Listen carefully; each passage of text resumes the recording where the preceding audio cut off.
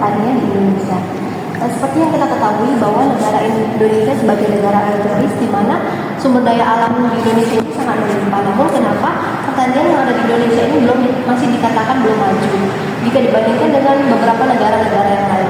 Seperti yang kita ketahui bahwa negara Thailand sendiri jika dilihat dari sumber daya alamnya itu kalau dulunya itu masih kalah jauh dengan Indonesia. Namun kenapa sekarang pertanian di Thailand sendiri ini bisa dikatakan lebih maju dari pertanian di Indonesia dari segi budidaya dan juga sumber daya alam yang diekspor.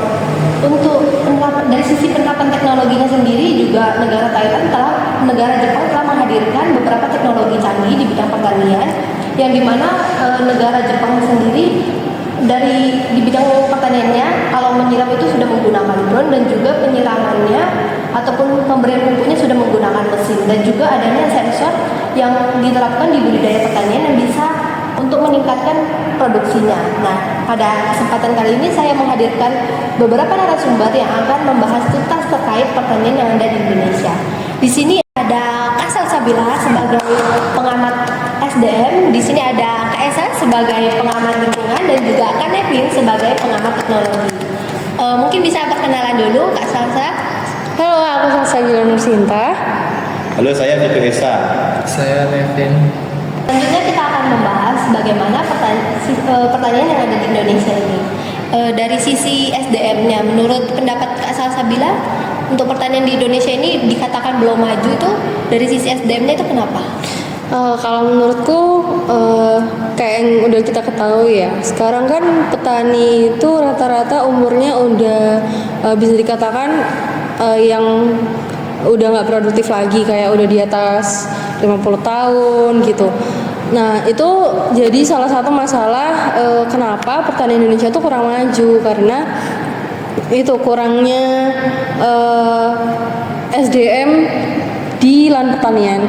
Yang pertama itu kurang produktif. Yang kedua, anak muda itu udah nggak minat lagi di bidang pertanian, kayak udah rata-rata maunya di industri, kalau nggak di kantor itu nggak kerja. Jadi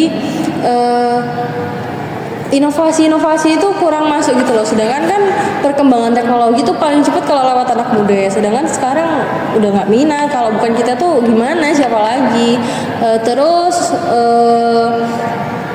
Selain itu rendahnya modal.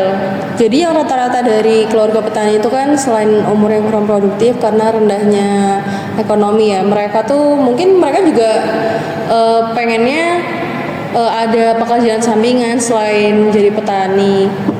Nah, modal ini kan berpengaruh penting ya untuk menambah akses informasi, pendidikan, kesehatan dan lain sebagainya. Tapi karena rendahnya taraf ekonomi mereka untuk seperti membeli mesin kan itu kan mahal ya Kak. Jadi masih banyak petani yang kurang mampu seperti itu. Sama tingkat pendidikan. Rata-rata karena petani yang kurang produktif itu kan udah tua. Jadi mereka tuh rata-rata mungkin lulusan SMP, SMA kayak gitu. Jadi perlu ditingkatkan lagi pengetahuannya. Nah, dari pemerintah nih bisa membantu kayak mengadakan penyuluhan, mengadakan kelas terbuka bagi petani-petani. Jadi petani itu bisa berkeluh kesah sama orang-orang yang lebih paham kayak gitu. Kalau menurut Kak Salsa sendiri, gimana nih cara meningkatkan semangat anak muda untuk mau terjun ke dunia pertanian sendiri? Menurutku sih biar anak-anak muda Gen Z itu tertarik, itu ya dari kita sendiri. Kita tuh harus ngajak mereka, kayak kita harus kenalin bahwa tuh pertanian itu seru. Kayak bayangin ya, bahkan pertanian ini kan fondasi penting ya. Kita harus makan kan, kalau nggak dari petani ya dari siapa lagi gitu loh. Nah, kita ini bisa kenalin ke mereka dari cara kecil aja. Kita kenalin cara menanam atau berlibur ke tempat-tempat yang banyak destinasi wisata yang hijau-hijau, seger-seger kan, kayak agrowisata yang menarik-menarik, banyak perkebunan, itu kan termasuk pertanian. Nah, dari sana itu bisa ditanamkan kayak pertanian itu nggak sepenuhnya tuh buruk kayak gitu. Jadi bisa dikembangkan inovasi-inovasi baru, jadi Gen Z ini bisa lebih tertarik kayak gitu. Kalau dari sisi lingkungannya ya, kita tanya ke Kak Esa. Menurut pendapat Kak Esa sendiri, kenapa pertanian di Indonesia ini belum maju? Nah, kalau saya simpel sih. Dua hal. Lingkungan itu, masalah lingkungan disebabkan oleh dua hal, yaitu lingkungan yang disebabkan oleh manusianya sendiri, permasalahan lingkungan yang disebabkan oleh manusia sendiri, dan masalah lingkungan yang tidak bisa dikendalikan. Nah, untuk masalah lingkungan yang tidak bisa dikendalikan itu salah satu contohnya kan yang sekarang dilewati negara kita, yaitu ada apa itu namanya El Nino itu kan. Nah, El Nino itu kan gimana curah hujan dan kondisi alamnya kurang bisa kita pantau. Nah, dari itu ada banyak masalah sebenarnya. Kayak yang seperti contohnya padi sekarang itu jadi mahal karena kan ya kan padi kan untuk menjemur butuh panas, untuk menanam butuh hujan. Nah, di mana sekarang fenomenanya itu saat hujan itu petani sudah panen. Nah, saat sudah panen justru malah hujan. Nah, jadi petani jadi nggak bisa menjemur produknya. Nah, dari sisi itu kondisi alam. Nah, kondisi yang kedua yaitu dari faktor manusianya sendiri. Nah, dari faktor manusianya sendiri yang menimbulkan kerusakan alam, seperti contohnya deforestasi lahan atau pembukaan lahan. Sekarang itu kebutuhan lahan, kebutuhan manusia di Indonesia salah satunya terhadap tempat tinggal. Kan Indonesia itu sekarang sudah hampir 270. Iya segitu Ya, ya. sekitar 2 juta. Nah, semakin banyaknya manusia di Indonesia atau masyarakat di Indonesia semakin banyak, pasti kebutuhan akan tempat tinggalnya kan semakin bertambah. Nah, harusnya perlu adanya penyeimbang yang baik dalam pembukaan lahan. Banyak fenomena itu yang saya temui, seperti contohnya orang yang mempunyai kekuasaan, yang mempunyai uang, dia melobi. Ya, ini anggapan yang jelek sebenarnya, tapi ada kemungkinan. Nah, dia membangun perumahan yang seharusnya itu tidak boleh dibangun di tempat lahan yang produktif.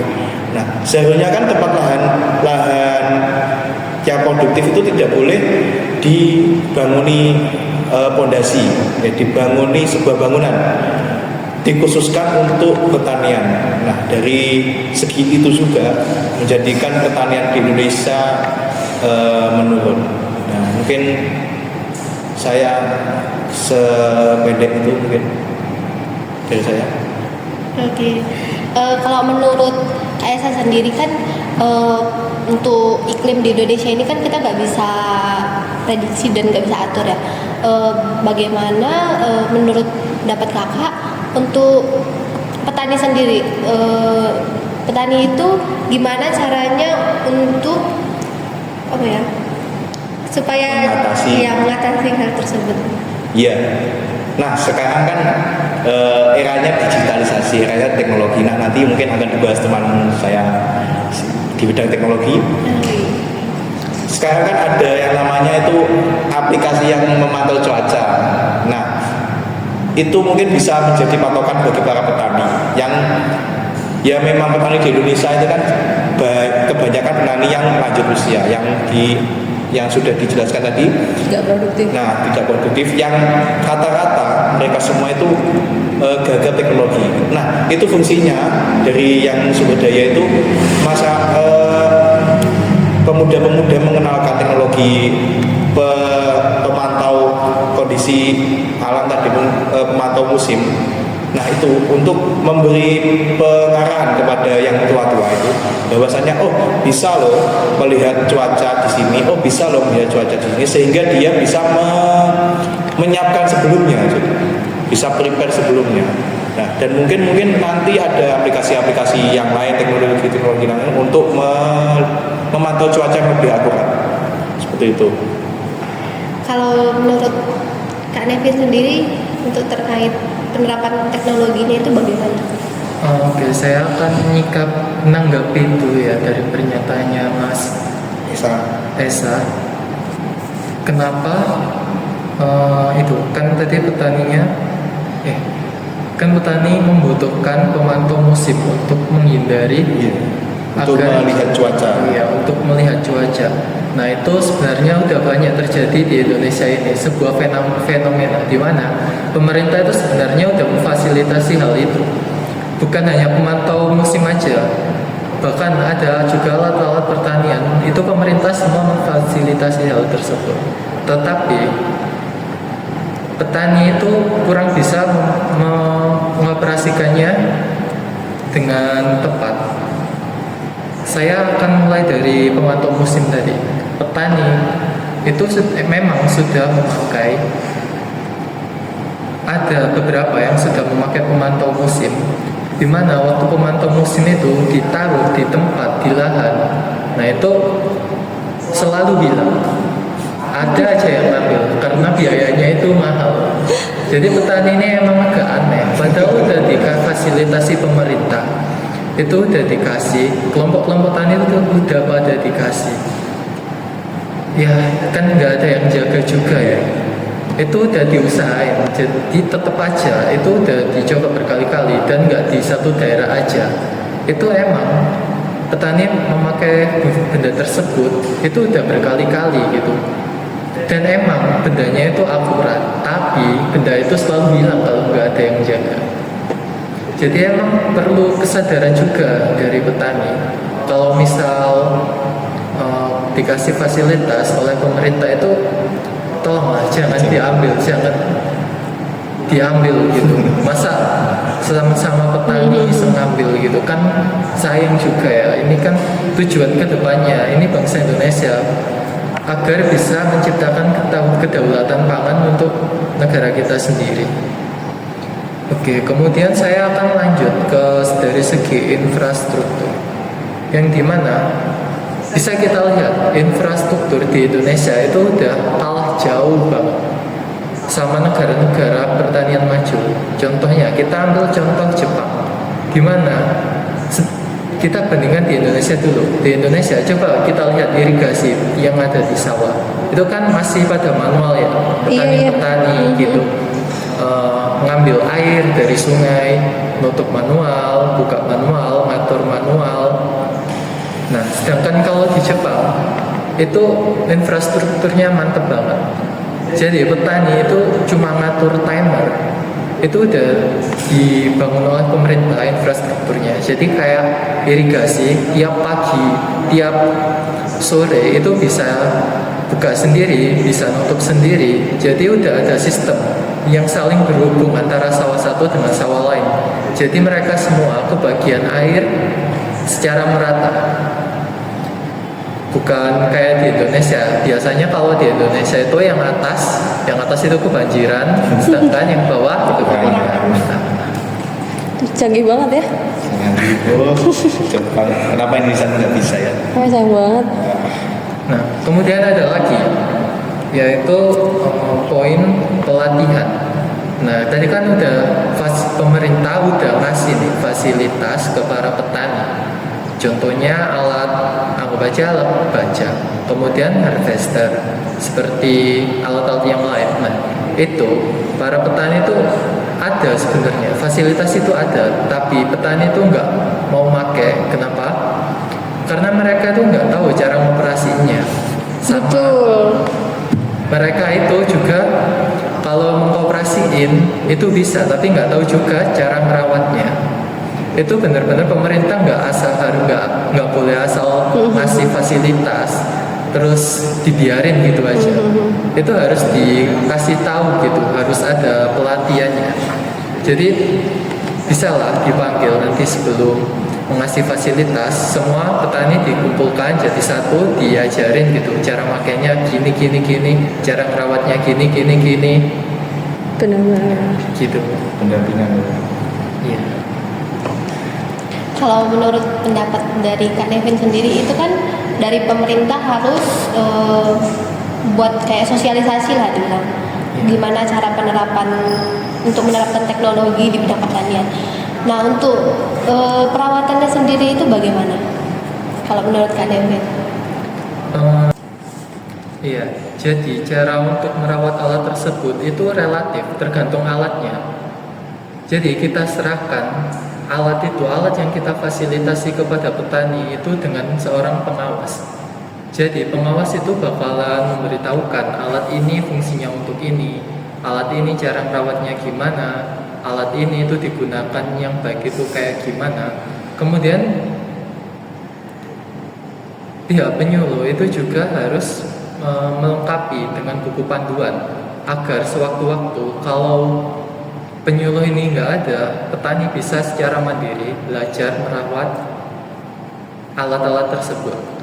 Serta itu para penyuluh yang mewakili alat fasilitas tersebut itu harus melakukan pengecekan rutin sebulan sekali lah. Untuk apa? Agar alatnya itu nggak hilang atau nggak disalahgunakan. Seperti itu. Ya, jadi mungkin kalau petani kayak tadi kasusnya ini ya, udah dikasih alat mesin canggih, tujuannya baik, malah dijual biar untung kayak gitu. Bener-bener, setuju. Ternyata banyak ya yang bisa kita dapatkan dari ketiga narasumber kita ini. Jadi kita perlu melakukan evaluasi untuk kedepannya untuk memajukan pertanian di Indonesia ini. Mungkin sekian saya ucapkan terima kasih banyak kepada para narasumber kita. Makasih juga ya Inaka udah diundang di sini. Oke, sama-sama. Sampai ketemu lagi di podcast 3.3. Wah.